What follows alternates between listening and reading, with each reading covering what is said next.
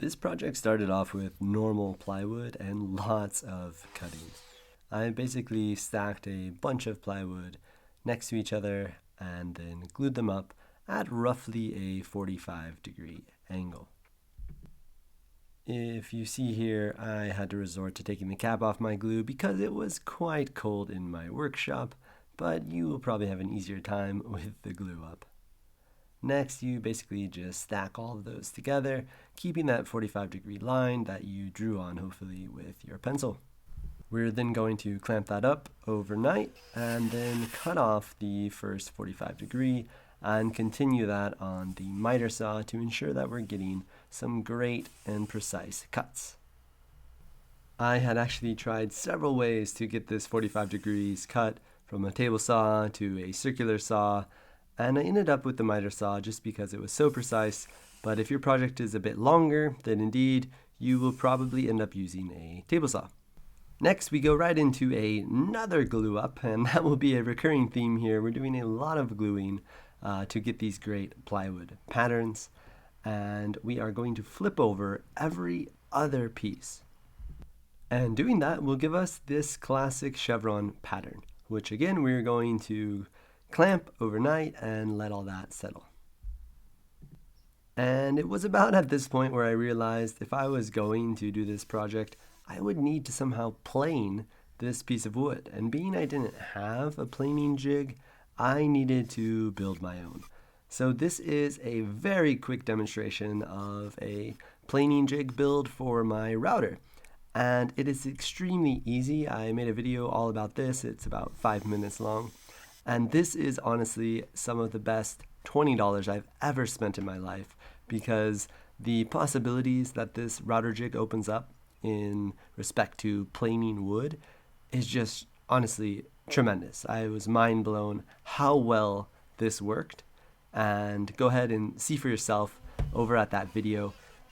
If this is something that's interesting for you, if you need to plane wood, you don't have a planer, I really recommend you check out this routing jig here. So once we are all planed up, we are now going to start cutting our piece again. I'm now making 2 passes for each cut just so I get a bit cleaner cuts, and we are going to end up with many pieces of our small chevron pattern. And just like before, we are now going to glue those up and flip over every other piece. And what that allows us to get now from the chevron pattern is a nice cuboid pattern. So after we're all glued up, we're going to, of course, clamp that down one more time, and then we're going to pass it through our planer, and you can see just how smooth that gets it. Now, I got to this point in the project where I knew I wanted to make this pattern, but I didn't yet know what I wanted to do with the wood. I had thought of a cutting board, but then, looking at the Endgrain, I thought maybe that wasn't the best idea. So I decided to go with a tray. I traced out a rough shape and made lots and lots of sawdust with my router to cut out that shape. And then, of course, with the router again, I tried to clean up those edges as best as possible, along with a healthy dose of sanding. I also really wanted to add a special touch to this piece, and I had this beautiful cherry wood, so I thought, why not make a diamond shape inlay in the middle of this? And I thought, well, I could use my planing bit, cut out a circle, and then kind of chisel the rest of it out. So I threw the cherry wood on my miter saw and cut out as best as possible a perfect square. The next step was to begin cutting into my wood. And you can see here, I really tried to center that planing bit to ensure that I was dead center. And I pushed down with it, and I noticed something weird was happening. That indeed, the bit wasn't catching, but rather burning a circle into the wood. And at this point, I thought of 2 things. One, I thought, oh man, I really messed up. And the second thing I thought was, hey, that circle looks pretty cool. So in some weird act of frenzy, instead of using a Forstner bit or a hole saw, I decided to cut out a circle on the lathe. Now, luckily I wasn't crazy enough to do the whole thing on the lathe, but rather just make the circle outline. I started taking out the chisel, and I thought, what am I doing? This will take forever. So I basically threw on the router again and made almost a perfect circle, which then I cleaned up with the chisel. The only problem now is that I still had that square of cherry wood and I needed a circle. So back to the lathe we went. I used a shear scraper and just cleaned up that cherry piece to become, as best as possible, a perfect circle. And after many, many hours of sanding, well, at least it felt like that, I was able to pop that cherry wood in to the inlaid circle, and we made this look a little bit like magic. But being an imperfect human, there's nothing a little glue and sandpaper won't fix.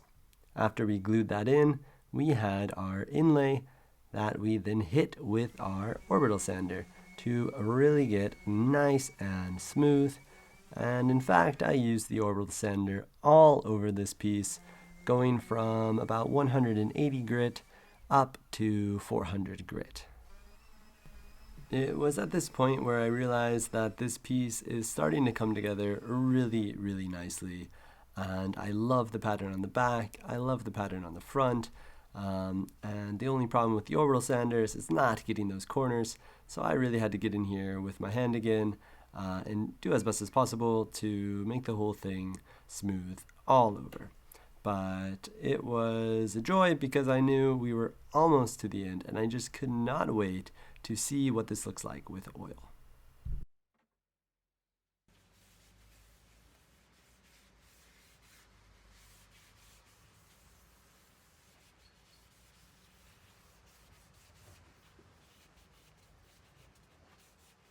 Wow, the grain is just beautifully popping out. I love the light and the dark colors, the 3D effect, and the cherry wood honestly looks like Mars. I couldn't be more happy with how this turned out, and I ended up gifting this to my dad for Christmas. So he was very happy and really liked the piece, and for me it was such a creative exercise to see what would happen, what I could make out of these plywood scraps and a little bit of cherry wood. Another really cool feature of this tray is the sides. Due to the way that we cut and routed the edges, they came with their own unique oval-shaped pattern, which is a great contrast to those kind of concentric cubes or squares going throughout the rest of the piece. And as much as I love the inlay on the front, I equally love the concentric squares on the back. I think they give such a almost trippy 3D effect, and the oil makes it pop so much. I could not be happier with the way that this wood soaks in this mineral oil. And it was such a pleasure to make this piece and to finish this piece. And I think for the rest of this, I will just let you guys watch and enjoy as much as I did the beauty that woodworking can bring.